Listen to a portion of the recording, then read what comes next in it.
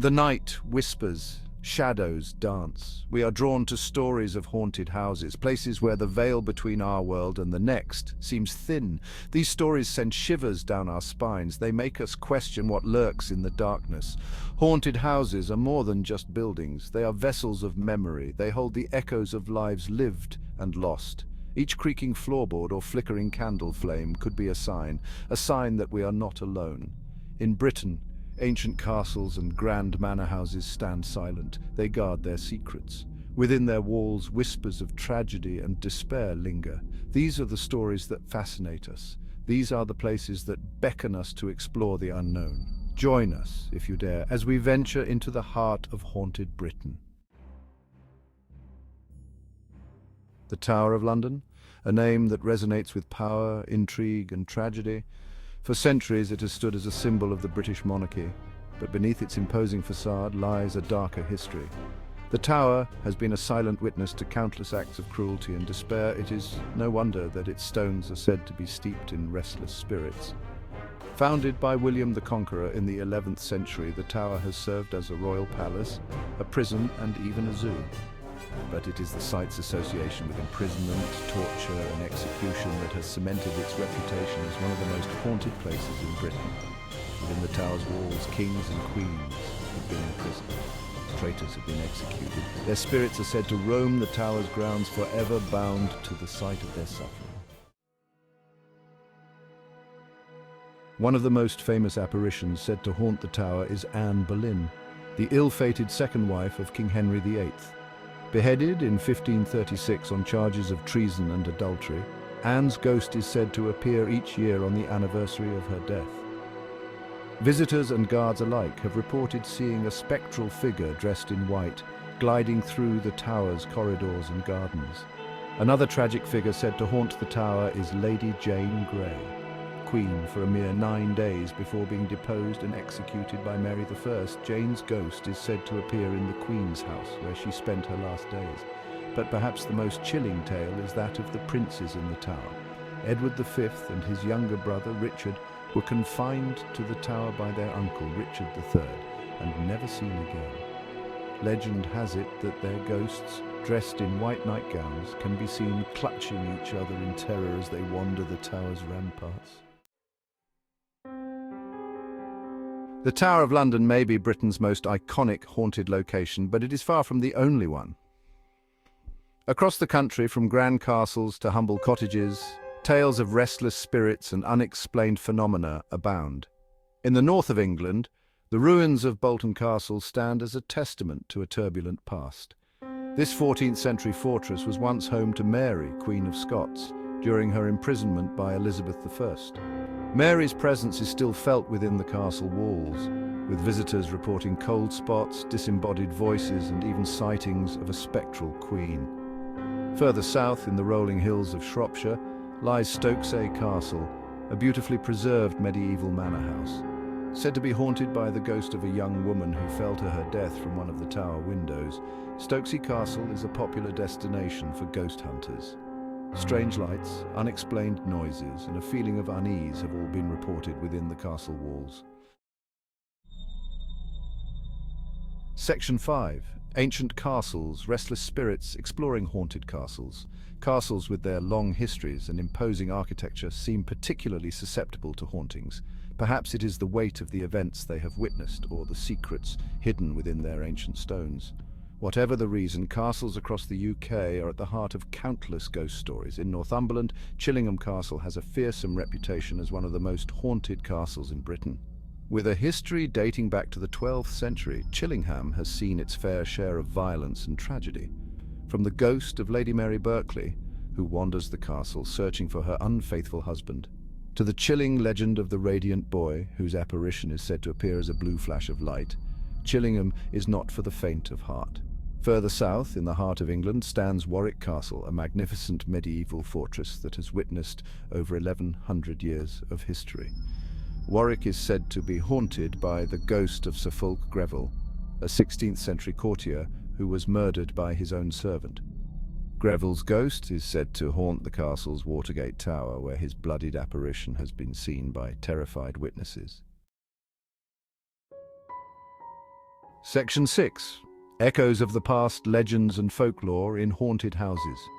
Many haunted houses are steeped in local legends and folklore passed down through generations.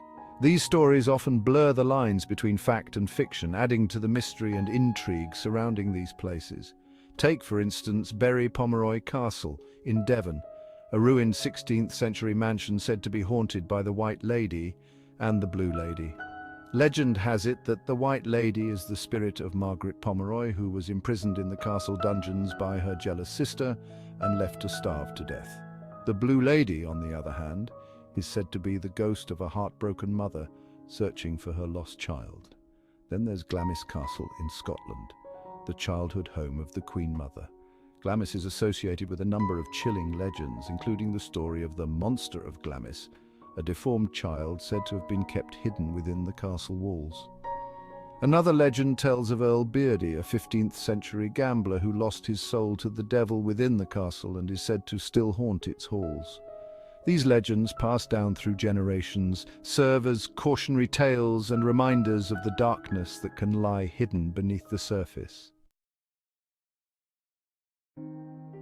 The White Lady is a recurring figure in ghost stories around the world. Often depicted as a young woman in a white dress, she is usually associated with a tragic loss, such as the death of a loved one or a broken heart. One of the most famous White Ladies in British folklore is said to haunt Hampton Court Palace, a former royal residence in London. This particular White Lady is believed to be the ghost of Catherine Howard, the fifth wife of Henry VIII, who was arrested for adultery and imprisoned at Hampton Court before her execution at the Tower of London. Another White Lady is said to haunt Blenheim Palace in Oxfordshire, the birthplace of Sir Winston Churchill. This apparition is believed to be the ghost of Eleanor Butler, a former mistress of the palace who died in the 18th century. Eleanor is said to have been deeply unhappy in life, and her ghost is often seen weeping by a window. Whether these White Ladies are real or merely figments of our imagination, their stories serve as reminders of the enduring power of love, loss, and the human need to find meaning in the face of tragedy. It's not just grand castles and manor houses that lay claim to ghostly residents. Across the UK, countless pubs and inns are said to be home to spirits, adding an extra layer of intrigue to a cosy night by the fire. The ancient Ram Inn in Gloucestershire, for example, is considered one of the most haunted pubs in Britain. With a history dating back to the 12th century, the inn is said to be built on a pagan burial ground and has been the site of numerous tragedies over the centuries. Visitors and staff have reported a wide range of paranormal activity, from disembodied voices and poltergeist activity to full-bodied apparitions. Then there's the Skirrid Mountain Inn in Wales, a 900-year-old pub that once served as a courthouse and meeting place for local rebels. Legend has it that over 180 men were hanged from a beam in the inn's main room, and their spirits are said to still linger there. Visitors have reported seeing shadowy figures, feeling cold spots, and even being touched by unseen hands. These haunted pubs and inns offer a unique blend of history, folklore, and the paranormal, making for an unforgettable experience. What is it about haunted houses that continues to fascinate and frighten us? Perhaps it's the thrill of the unknown, the possibility that there might be more to the world than meets the eye. Or maybe it's the way these stories tap into our deepest fears and anxieties. Psychologists suggest that our fascination with haunted houses stems from our innate fear of the dark and the unknown. As children, we learn to fear the dark, associating it with danger and the unknown. Haunted houses play on these primal fears, triggering our fight-or-flight response and releasing adrenaline, which can be both exhilarating and terrifying. Moreover, haunted houses often serve as metaphors for our own anxieties about death and the afterlife. The idea that our consciousness might survive physical death and that spirits might walk among us is both intriguing and unsettling. Whatever the reason, our fascination with haunted houses is unlikely to fade anytime soon. They offer us a glimpse into the darker side of human nature, a reminder of the fragility of life and the possibility that some things might be beyond our understanding. As the sun sets and shadows lengthen, we are drawn to the stories of haunted houses.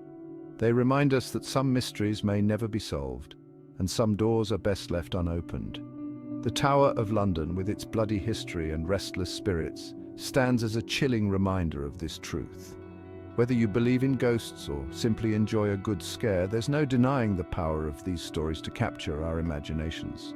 They connect us to the past, challenge our understanding of the present, and remind us that some things are best left unexplained. So next time you find yourself in the presence of an ancient castle, a rambling manor house, or even a cozy pub with a spooky past, take a moment to listen. You never know what whispers from the past you might hear.